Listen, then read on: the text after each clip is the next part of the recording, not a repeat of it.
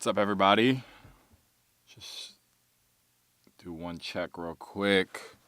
Apologize for being a bit late, about 2 minutes late. Just making sure everything is good on my end before we get started. Should be live. Yeah, we're live. Okay, got it. What's up, everybody? Welcome back to another episode of X's on the Board. I'm Xavier Board. We are live from College Park here tonight. And, I can come in here in a very good mood. Most times I come in here and I try to get the Maryland basketball stuff out the way because either A, they're just kind of a mess, or there's just not much to talk about. And this time, I can finally say otherwise. This was, you can say what you want. This was Maryland's most impressive win of the season. Most impressive win. For anyone who is not tuned into Maryland basketball, for a lot of fans, this season has been very disappointing for a lot of reasons. The team has been completely turned around in terms of there's 15 new players. Most of them coming from the transfer portal. Got 2 new freshmen with some pretty high expectations who have had up and down seasons. We've struggled to score the ball. Pharrell Payne, our best inside presence, Maryland's best inside player, and leading scorer to that point is still injured. There's no update on his return. So there's a lot of reasons for fans to be non-optimistic. I'm not going to say giving up, but it was on the verge of doing it. And to come to College Park and play at Xfinity Center and do that to Iowa, a team that is top 6 in scoring defense. They allow 64 points a game. I'm going to read you for some context, and this is for people coming in and we are talking about Maryland, Iowa. Stay tuned for us talking about some early March Madness favorites and who you should be looking out for as these conference tournaments start to begin and March Madness begins in a few weeks. We're also going to talk about this Buzz Williams presser before 2 days ago, leading up to this Iowa game. But before we do that, Maryland won this game in an environment where Iowa, like I mentioned, has allowed 64 points a game leading up into this game. That is 6th in the country. The teams they have allowed more than 70 points to, when they lost to Michigan State, when they lost to Illinois, when they lost to Purdue, they beat USC and gave up more than 70. They beat Washington and gave up more than 70, and then Maryland. If that is Maryland would be one of 6 teams who have scored more than 70 points on Iowa. That's not easy to do. Again, I could read off a bunch of statistics. Iowa's in the top 30 to 40 in most defensive statistics. They lock you down. And Maryland came into this game, a team who is not known for their offense, especially without a guy that they know they can get the ball to inside. It's Buzz mentioned it, and we can get to that within the presser, but I'm not going to say there is no teams. I'm going to say it like this. Teams go in knowing that Maryland is not going to actively look to get the ball inside without their best player. There's been a pressure on these guards now that I've mentioned for the past few episodes with Darius and Mills and obviously Diggy to shoulder most of the scoring load. And for 2 freshmen to be able to do that is a lot to ask. Buzz has mentioned it. The freshman wall, it exists within a season. This year, less than others because this is one of the best freshman classes, especially for guards, that we have seen in a long time. But it still happens. And to put that pressure on a lot of these Maryland guards, I thought they responded well. I mean, Andre played one of his best games of the year. 24 points, 5 rebounds. He played well. Again, Diggy coming off the bench now, I think he's able to really embrace this microwave role that I feel like Maryland couldn't afford to put him in certain games because they'd be down. And when you're down early, you got to keep Diggy in the game. You got to start him in the second half. You can't afford him to bring him off the bench. You can't do it. And I felt like now that Darius and Andre are really starting to get their groove somewhat. I think that allows for Diggy to come in and be more of this microwave guy, which I think is needed. Unfortunately, Maryland is still towards the bottom of the Big Ten, and there's no update on Farrell's return. So at this point, any sort of conference title push, I'm not going to say it's completely 0%, but it's highly unlikely at this point. I think that win, though, could be a spark that can just add a jolt into the season, even if it's not, okay, we can make a push in the NCAA tournament. Like, no, we know what we have in Darius and Andre and some of the guys that we have retained. And now with this freshman class coming in, with Baba coming in and these guys coming in, there's a culture set. And I think that's the thing with Buzz that I felt like a lot of people were too quick to jump on him for was, okay, the wins and losses aren't there. He's a bad coach. No. In most cases, like I've mentioned this almost every episode. Buzz's first year as a coach, they're usually not good. In most cases, because he's trying to get a feel of what the team is like and establish the guys that he likes. If you're familiar with Buzz's past, and if you're not, he likes these hard-nosed, tough guards. And this culture where it's like we're built on defense, we're built on getting to the free throw line, and we're going to out-tough you even if we don't score 100 points. He mentioned it in this press conference, what he looks for in his guards. And we will actually touch on that to see, like, okay, is Diggy, or more so Andre and Darius, are they going to be able to fulfill these needs that he has, especially knowing that they are going to return to school and be part of his program for a few years. It's very interesting. But as far as, if you're expecting me to come in here and say that Maryland at this point, who is bottom 5 in the Big Ten, can make a push in one of the 3 best conferences in basketball, I'm not going to be here to say that.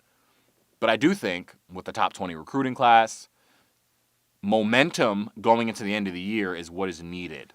It is what is needed, especially when you have 2 young freshman guards that are going to be crucial to Maryland being competitive next year. I know you're not going to want to hear me look forward to next year, but I think taking some of these moral victories at this point is a good sign against a very good defensive team. This was not, again, if it was, I think it's more impressive because Maryland's offense has, for the most part, been pretty bad. And for you to put up 77 points on Iowa in your building, again, without one of your best bigs, congrats to Maryland. I think is one of their biggest wins of the season. Another key takeaway I had. I read this stat where when Maryland is leading at halftime, and I believe this is going into the Iowa game, so I'm pretty sure you'll have to add a win to this. Maryland is 6-1. So now 7-1 when they are leading at halftime. Now the problem is when they're not leading at halftime and they're trailing, they're 2-13, meaning they do not come back from behind. When they are down, the game is over. They're either getting blown out or it's not happening. In this game, they led after the first half, and I don't know what the odds were on it. I highly doubt they were favored to be winning the game at halftime. Again, a lot of it is slow starts, and from there, you're relying on your guard play, kind of relying on hero ball from a few players to get you back in the game. In most cases, Maryland doesn't have the shooting. They don't have the shooting from the outside to come back from double-digit leads. They don't. That's just the reality of it. They've got guys who can get hot, Diggy obviously, but Maryland's not a team where they're down 15 points and they're going to hit 4 threes and get back in the game. That's just not what type of team they are. Another thing Iowa does really well, they don't turn the ball over, and they force turnovers for you. Maryland had 14 turnovers. It's not an uncharacteristic game for them to where Iowa completely had them out of sorts. They protected the ball. Iowa, they don't turn the ball over at all. Because, again, when you got Bennett Sturts, if you guys are not familiar with Bennett Sturts, he's going to be a lottery pick in this year's draft. He's one of the best all-around guards in the country. He was the one positive for them. He played every minute of the game and scored 32 points. Maryland had no answer for him. But we were aware, or most people are aware of what he can bring. It was, okay, don't let anyone else beat us. We know Bennett is going to get his. Don't let anyone else beat us. And I thought Maryland did a great job of it. A lot of their other shooters didn't shoot well. They were 7 of 28 from 3, and they're a relatively good three-point shooting team. They don't have really high volume, but in terms of percentages, they make a lot of their threes. They couldn't do it tonight. They couldn't buy a basket. I think this is a building block for Maryland. Like I said, this schedule, and I mentioned there were a few games that Maryland had to win. They had to win the Minnesota game, and you got to win the Rutgers games. You got to win those two. If you win those two, everything else, there's not a huge expectation or the world is falling down if you don't win those games. But, again, to win this game, when Maryland, I really wish I had the odds of if they were favored or not in this game. I guarantee you they were not. So I have to give them credit. I really do. I just one of the best defensive teams in the country. Shout out to Maryland. When we come back, we're gonna touch on this Buzz presser. I thought this was very interesting because this press conference, I feel, was a mid-season progress report for Maryland's men's basketball, where a lot of questions were asked about Buzz's evaluation of the season to this point and how he's weighing expectations from outside fans and within his own circle on how the trajectory of the team is looking. I thought he gave some good insight of what he noticed, what he didn't notice. So when we come back, we're going to touch on Buzz Williams' presser. I will see you guys in a few seconds.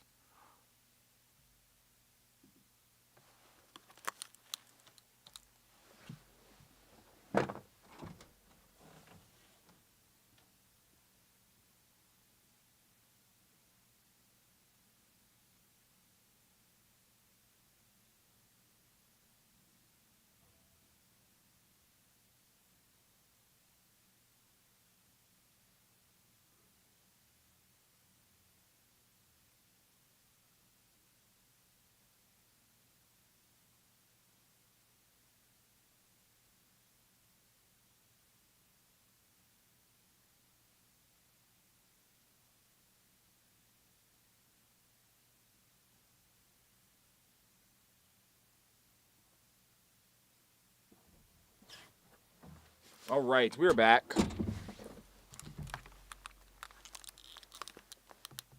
All right, we're back. Thank you guys for staying tuned in. There was this Buzz presser was very interesting. I am around people who cover the men's basketball team, and it really felt that this was one of the more insightful press conferences of the year. If you're just not familiar, I'm going to play a soundbite of something I mentioned earlier where Buzz was talking about what he looked for with his guards. And I want you guys to listen in.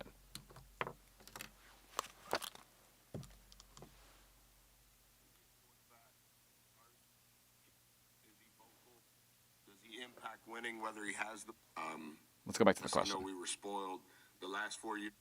A Buzz Williams, Trey, and DA getting some more on-ball opportunities because of the point guard situation this year. Just wanted to speak about the point guard position. What do you want like a Buzz Williams point guard to look like here going forward, and what are some of the traits that you think are... Yeah, good question.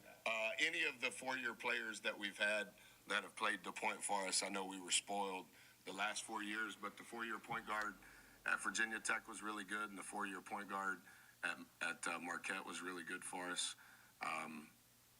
Can he run your team? Is he a quarterback? Is he vocal? Does he impact winning whether he has the ball or doesn't have the ball?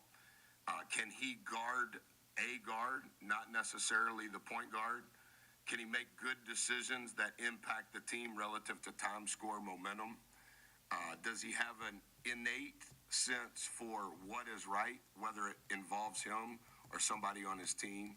Does he make the other four guys on the floor better, or is it only for him? And personally, I would like you to play with at least a 2.5, 3.5 to 1 assist to turnover ratio, and I would like 18 to 22% of your points to come from the free throw line. That would be what I think a good ball guard is. All right, so I want you guys to take that in.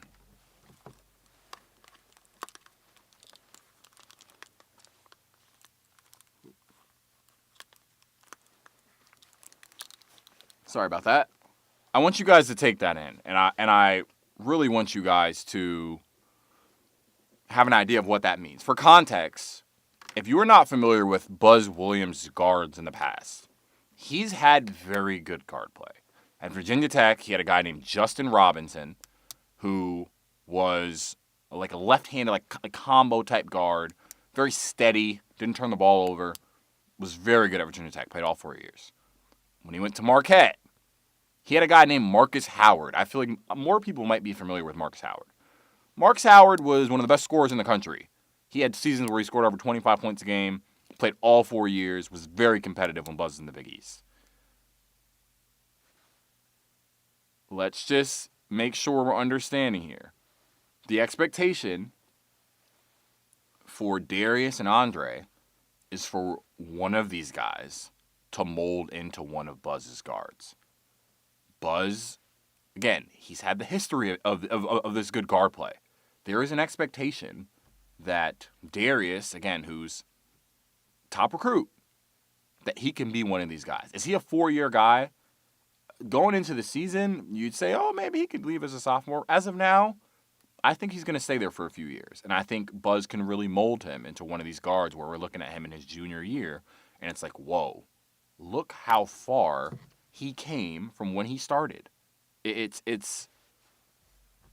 something to think about. It really is. Andre, same thing. I think Andre has this tenacity about him that I kind of wish Darius had sometimes. And, you know, it's... I think that Darius will develop this. Sorry about that. I'm getting slightly distracted. There's something on my computer. That, Justin Robinson, yeah. So that was, okay. I apologize about that, actually. Not Marcus Howard. Buzz Williams did not coach Marcus Howard. I got that completely mixed up. He did coach Justin Robinson at Virginia Tech. I apologize about that. But again, Buzz has had 4-year guards. He's had guard play. Wherever he's went, Texas A&M even last year. That drives his team. It drives what he does best. And I think that's important to build on to next season. Interesting to look at. We're going to move on. For anyone who's tuned in, we talked about Maryland and Iowa takeaways.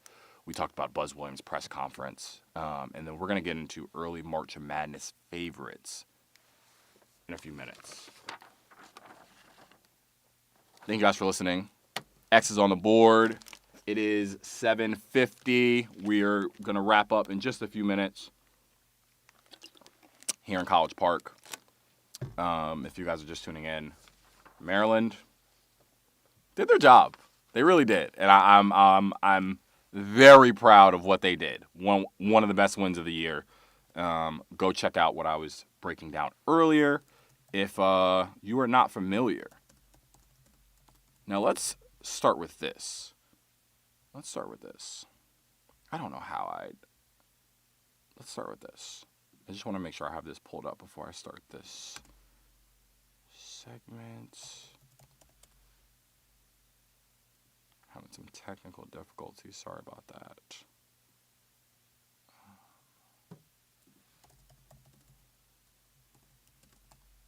Give me 1 second.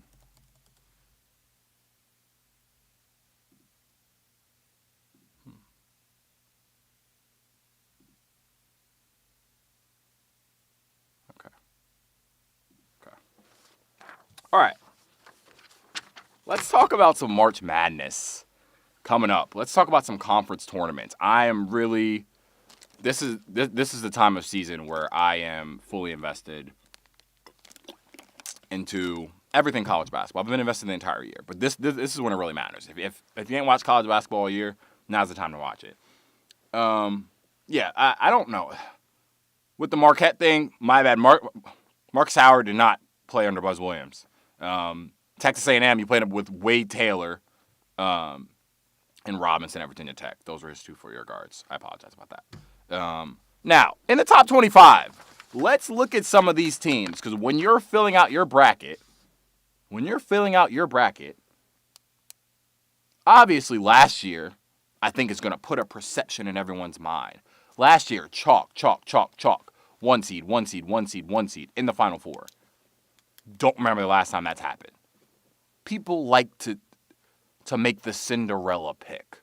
You like to make the pick where it's, oh, we want this 9 seed to make it to the Final Four. Whatever the case may be. Cinderella, Cinderella, Cinderella. I think it's tougher now, especially once you get out the first 2 rounds. I think within that first 2 rounds, you may see an upset or two. I think the days of the 2-15 upset, the 1-16 upset are over. I just think that now that teams, this is the reason. In the past, the top teams and the top seeded teams in a lot of cases who lost a lot of these games were teams that were filled with freshmen who were recruited in high school. And this was before the transfer portal era, when you can rebuild your entire team of juniors and seniors who have proven to be good at the top level. So we're seeing less and less of these top teams not have experience. And I feel like in a lot of cases, the teams who were upset in these big games lacked experience. And now the transfer portal, where you can, again, rebuild your team like St. John to a completely new roster with guys who have played on a top tier level, you're going to see less and less upsets. I still think, and it depends what you consider an upset, because once you get to that Sweet 16 range, again, like a 1 over a 5, I don't really consider much of an upset. A 2 over a 4, it's not much of an upset. I think it's really when you get to those double digit seeds, it starts to change. Now, going into this game, I guess to say people is not updated because Arizona is not undefeated anymore. They lost to Kansas without Darren Peterson. And I'm not going to sit here and talk about the Darren stuff with the injuries. I have no idea. He is my number 1 consensus overall player in this class. I don't think that will change. The injury stuff, it is what it is. Again, if he says he's not going to play the rest of the season, won't change my opinion on him. Arizona, though. For a team that I am very high in their guard play with Braden Burries and Jaden Bradley, I felt that they looked they looked rattled at the end of this game. I don't know if rattled is the right word, but they didn't look composed. For a team that's got again, Braden Burries is a freshman, but the way he plays and the way his feel for the game is like a guy who's played in college for 4 years already. And Jaden Bradley, we're aware of, again, what he provides to the team. Koa Pete looked invisible in this game against Kansas. Looked invisible. I was just very disappointed in Arizona's poise down the stretch compared to a team like Michigan, who I've seen be in some crisis, be in some tough games. And again, I'm not the biggest Elliott guy, but I feel that Elliott's done a good job of keeping the team where it needs to be, getting Yaxel the ball in his spots, getting Ademora the ball in his spots in crucial possessions. I thought he's done a good job of it. Duke, on the other hand, 4 in the AP poll. And again, this is this is definitely pretty old. But Duke lost to North Carolina. They looked rattled in this game. They looked rattled. Again, like it was. Again, like I don't love their guard play as much as Arizona. I feel Isaiah Evans had a very bad game against North Carolina. He struggled to shoot the ball. I'm not super high on Caleb Foster like I am the Arizona guards. I think Duke worries me. I don't know if they are as dominant as some of their past teams. What do I think Duke's ceiling is as of this moment? I think they still have an Elite 8 to Final Four ceiling. But I do think that this Duke team has the possibility of losing in the Sweet 16. I just, again, down the stretch, I really worry. And if they're not hitting threes, if Isaiah Evans is not hitting threes from outside, I don't think they're the greatest team shooting the ball either. So that worries me. Iowa State worried me too. A lot of these top teams are worrying me. Iowa State looked pretty bad in their most recent game. I thought, again, Tamin Lipsey was out of sorts. I think for a team with a record this good in the Big 12, they've got a rough They've got a rough schedule coming up. This Houston game will tell a lot when they do play them. It will tell me everything I need about them, because if they were a 2 or 3 seed, the way they are playing right now, I could see them going home in the first weekend if they continue this play going in the Big 12 tournament, where the Big 12 has been the best conference in basketball pretty easily this year. Some other teams that again, Kansas is interesting because Kansas is good without Darren Peterson. They are good without Darren, and I wonder, again, with their continuity, I can't fully buy into them, because when a guy plays 2 games and then sits 1 and then plays 3 and then sits 2, it's hard to really gather a sense of how the team really looks. It will be interesting to see, but yeah, I think Kansas has looked fine. Michigan State, if that's another team you guys are high on, I worry about their over-reliance on Jeremy Fears when it comes to March. I think their offense could be very stagnant at times in tight spots. They're top 10. I don't know if they're a top 10 team in my book. I don't know. Purdue, again, I think a lot of people are lower on Purdue than I am. I think Purdue runs one of the more efficient offenses in the country. I think it is tough to fully blow them out because of their slow style of play and how Braden Smith is going to get these guys into their sets, and they are efficient offensively.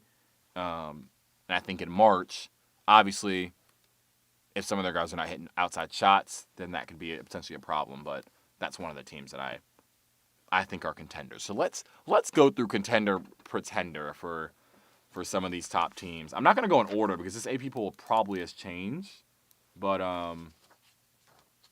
Arizona. And when I say contender, I'm going to say I think you can make the Final Four. If you are a contender, I think you can make the Final Four. If you are a pretender, I do not think you can make the Final Four. And we're going to end on this because we are running a bit over time. Arizona. They've scared me. Contender. I believe in their guards. I believe in their size. I think it will translate. I think they'll be they'll be one of the 1 seeds, 100%. Michigan. Contender. I believe in Michigan. Again, their size, their composure in late game situations. I think they've got good freshman play. I like Michigan. I don't think they're one of my title. I don't know if I'm picking them to win the national title, but the way Arizona is playing, they might be one of my number 1 teams in a few days. Houston, always been a big fan of any Kelvin Sampson team. I think they're contenders. Kingston Flemings, they brought, again, Milos Uzan back, Emmanuel Sharp back. Chris Sinak's somewhat starting to figure it out, but Kelvin Sampson team contender. Duke, I think Duke's a pretender. I don't love this team at all. I don't think they shoot the ball necessarily well. I'm not in love with their guard play. I think, again, Cam Boozer is very talented, but, again, Duke's also got a very thin bench. You're not really sure what you're going to get from a lot of guys coming off the bench. I think Duke's a pretender. Same with Iowa State. I was higher on Iowa State earlier in the year. I'm a big fan of Tamin Lipsey, but I just think they've been way too inconsistent for a team that's in the top 10. UConn, I think, is a pretender. Or UConn, I think, is a contender. Again, obviously with Dan Hurley there, I think they provide what you need in a top team. The one thing I worry about, and the one thing that I've told a lot of people about UConn is I don't know if they have that guy that you can give the ball in the Sweet 16 and it's 2 minutes left and you're going to be like, all right, bring us home. Do they have the guy? Solo ball. Again, Silas Demery Jr., Braylon Mullins, the freshman. Alex Caravan is the quote-unquote leader, but they have a good makeup of a team, and I think they do have depth, but that might be something I worry about deep into the tournament for them. Nebraska, again, Nebraska's one of the teams that, I was early in the season, I'm like, oh, they're undefeated. I don't really know. I don't really buy into them. But then they went through this Big Ten schedule, and they're basically competitive in every game. They've obviously lost some games. You're not going to be undefeated in the Big Ten. I like the makeup of their team. I really do. And I think Nebraska's going to be one of the teams that people, when they're filling out their brackets and they're the high seed, they're going to pick a team that they don't know to upset Nebraska. I'm not going to make that mistake. I just know if Nebraska's a 2 seed or a 3 seed, they're going to be favorites to lose in that round of 32. Or people are going to pick them to lose because they haven't heard of them. There's no real top guys there. So I'm expecting that. I'm going to say they're a pretender. I'm not going to say that they're going to get to the Final Four. But I don't think they're going to lose in the first weekend by any means. Illinois is really interesting. I really don't know what to think of Illinois. I think they're too Keaton Wagler dependent at times. But I do like their size. I like Peja's son. I think they're one of the best offensive teams in the country, and that matters. So I think that gives them a floor that most teams don't have. I think they can be beaten. I'm gonna say they're a contender for now. Kansas. I have to say Kansas is a pretender because I have not seen Darren Peterson play with this group for a stretch of at least 5 games. I haven't seen it. Until I see it, I can't say they're a contender. Can't see them making the Final Four. I'll go through some other ones real quick. Michigan State. I think Michigan State's a pretender. I worry about their offense. I think they're over-relying on Jeremy Fears. North Carolina, I'm going to say the same thing. Again, you come out and beat Duke, and then you lose to Miami a few games later. I think that's the story of their season.